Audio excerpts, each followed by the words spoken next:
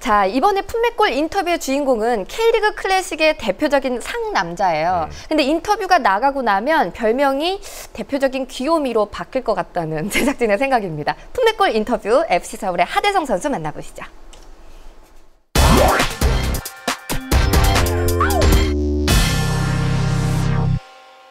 네, 박펠레가 만난 진짜 사람 이야기 오늘 주인공은요, 좀 거칩니다. 이 나쁜 남자의 묘한 면을 갖고 있는 FC 서울의 주장이죠. 상남자 하대성 선수입니다. 와우. 네. 안녕하세요. 반갑습니다.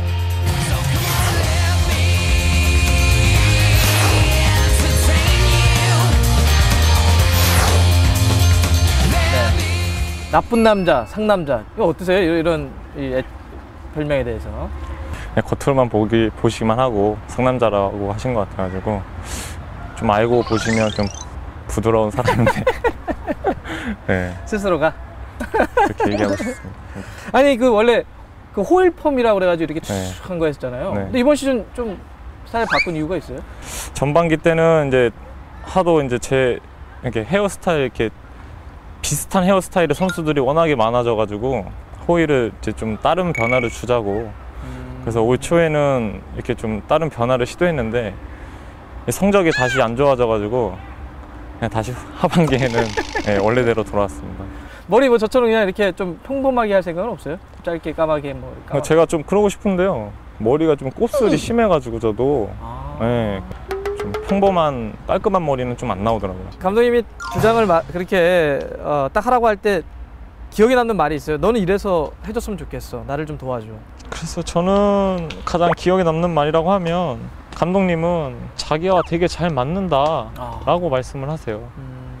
네, 그런 얘기를 들었을 때 저는 생각을 막 하죠.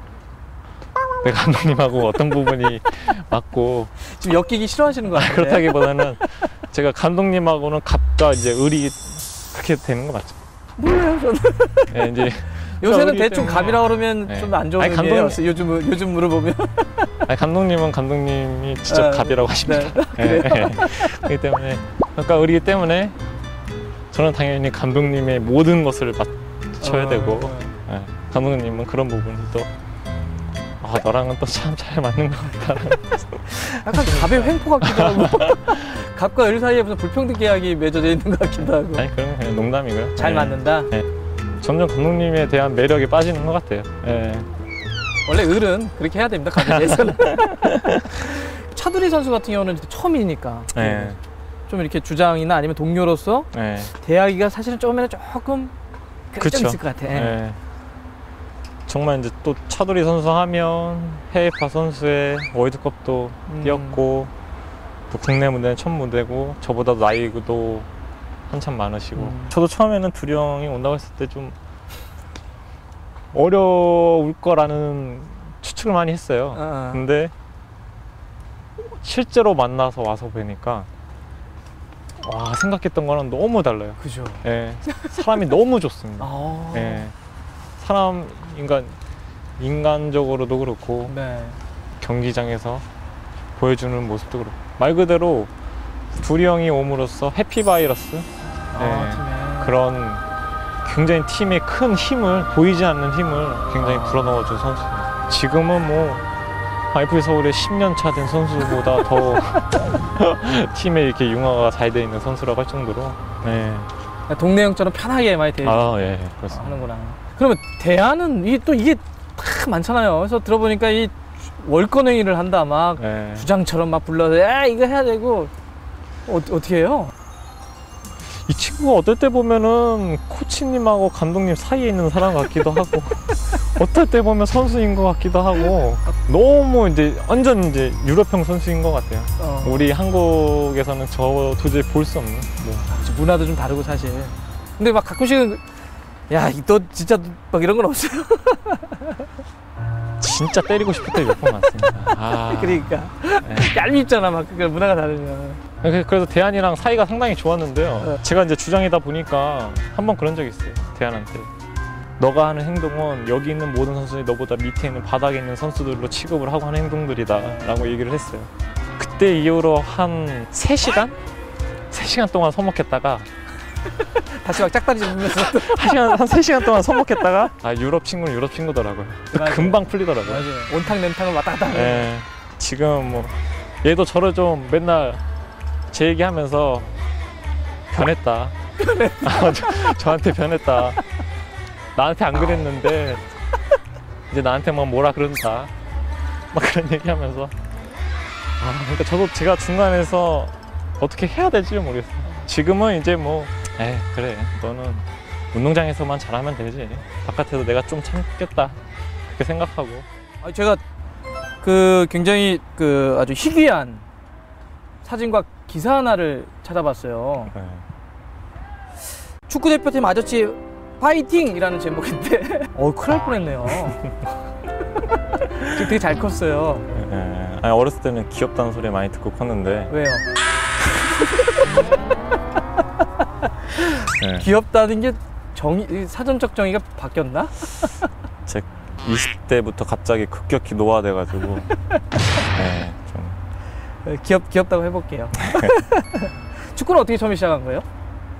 초등학교 3학년 이제 말쯤이었는데요. 근데 그 학교에 이제 축구부 감독님이 그 3학년 각 반을 돌면서 이제 수업 시간에 오셔가지고 축구를 하고 싶은 선수들 손을 들라고. 네.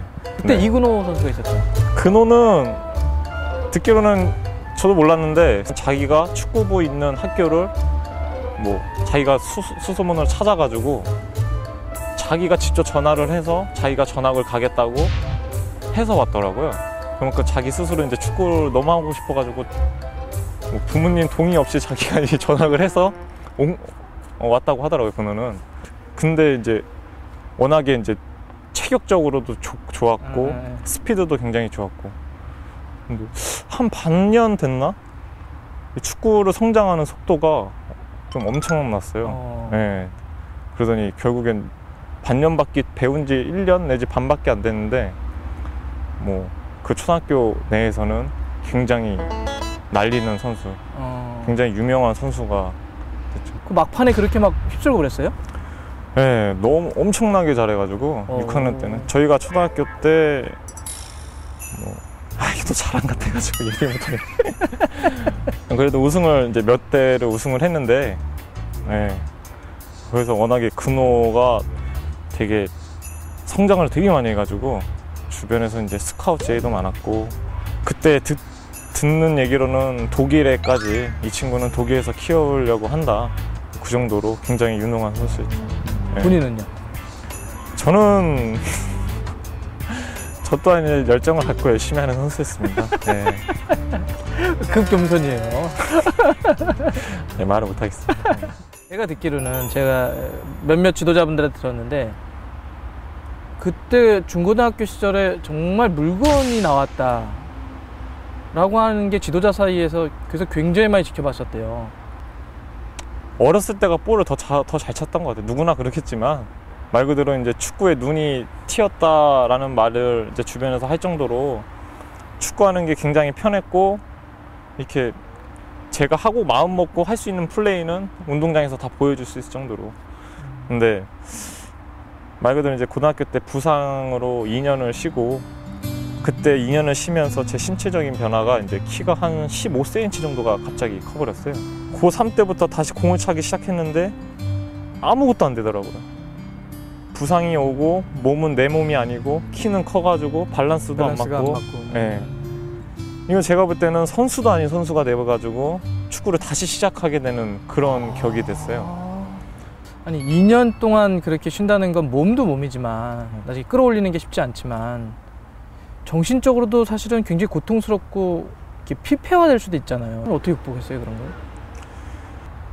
밖에서 솔직히 많이 울었었습니다. 학교 운동장 이제 축구부 숙소가 있으면 옥상에 올라가서 밤에 진짜 많이 울기도 했고요. 내가 하고 싶은 거를 못하는 몸이 돼버리니까 너무 제 스스로 힘들더라고요. 근데 뭐 저를 지금 그런 걸 극복할 수 있게 해주신 거는 저희 아버지였던 것 같아요. 제가 축구를 이제 솔직하게 그만해야겠다라고 마음을 먹고 대학교에 가는 것도 실패를 했을 때 제가 태어나서 처음으로 아버지가 우시는 걸 봤습니다. 네. 아버님 앞에서 저도 울면은 똑같이 저 아버님도 마음 아파하실 것 같아서 그 시기 때 그래도 제 스스로 마음을 먹은 게 아버지의 그 모습을 보고 독하게 끝까지 마음 먹고 해보자. 안 될 때 뭐 수학이 안 되더라도 해볼 만큼 해보고 그만하자라는 생각을 거기서 이제 마음 먹게 된 것 같아요. 그랬던 게. 언제까지 이렇게 적응이 이렇게 좀 프로에 들어와서 어려웠던 거예요? 처음에 부상 여파 때문에 네. 울산에 갔어도 그렇고 조금 초반에 어려움이 있었잖아요. 네. 가장 큰 터닝 포인트였던 거는 예, 대구에 변문주 감독님 계실 때 그렇게 뛰면서부터가 아닌가라는 생각을 하고 있어요. 점점 갈수록 저 스스로도 자신감도 생기고 또 이렇게 뭔가 좀 경험이 조금씩 쌓이면서 네. 저도 조금씩 그 게임을 뛰는데 좀 더 편하다라는 느낌이 조금씩 이렇게 들더라고요. 처음에 이제 대구에서 국가대표 또 선발이 됐고. 또 어땠어요? 사실 포기까지 하려고 했었던 축구인데 국가대표팀에 선발됐을 때 그 마음은 또 남다를 것 같아요. 와. 내가 이 안에 있는데 이 안에 있어도 되는 곳인가 라는 생각이 들 정도로 굉장히 낯설고 적응하기가 굉장히 어려웠어요.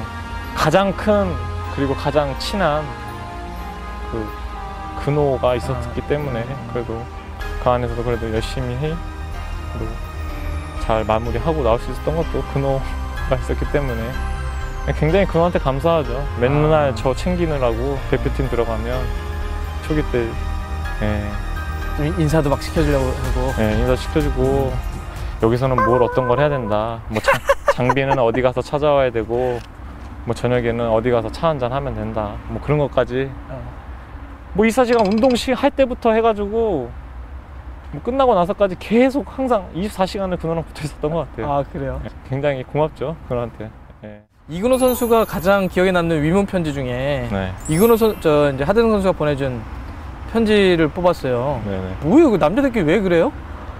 편지를 굉장히 중요하게 여기더라고요.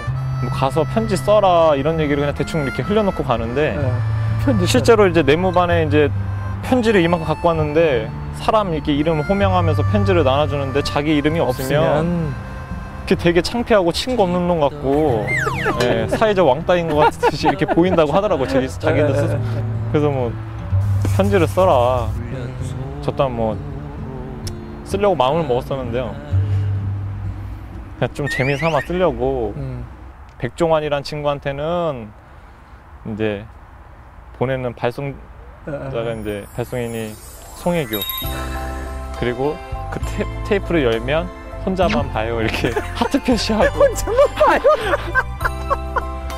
근호한테는 이렇게 권유리 해서 오빠만 보세요 이렇게 하트 표시해서 이렇게 보냈었거든요. 저는 그래도 그냥 기대 안 했겠지. 근데 나와서 얘기 들어보니까 엄청 기대했다고. 또 봉지 보자마자 되게 설레였다고. 그런 얘기 했는데 잘 보냈구나라는 생각이 드네요. 그 세상에서 가장 그 악독한 범죄가 군인들 상대로 사기치는 거거든요. 그 친구도 참 불쌍해요. 갈 데도 없고. 아니 뭐 이런 말이 있대요. 뭐 군대 가기 전에 약속한 게 있다고 이근호 선수하고. 군 입대 전에는 이근호 선수가 밥을 사고 군 입대를 한 다음에는 하등 선수가 밥을 사기로 했다. 약속 잘 지켜지고 있는 거예요? 네, 그래도 휴가 나오면 그래도 밥 항상 먹으면 제가 사고요. 하긴 뭐 2년 투자해가지고 제대하면 계속 쏘라 그러면 되잖아요. 그렇죠. 그죠? 남는 장사인데. 근데 얘는 군인인데도 휴가 나오면 너무 바빠요. 그래요? 저보다 더 휴가 나와서도 연락도 안 하고 다른 친구들만 조용히 휴가 보내고 조용히 갈 때가 많더라고요. 아 그래요? 그럴 때마다 또 군대 들어가면 연락 오고 휴가 또 나오면 연락 없고. 그러니까 좀 저는 뭐 밥값이 굳어서 뭐 괜찮긴 한데 솔직히 좀 좀 서운한 마음이 좀 있습니다. 요즘은 거의 아예 안 벗습니다. 잘라주는 거 아니었어요? 진경이 그래요. 지금 우리들이 지금 뭐 하고 있다고 그래? 김준규 선수에게 라디오 스타는? 배터리가 닳으면 큰일 납니다.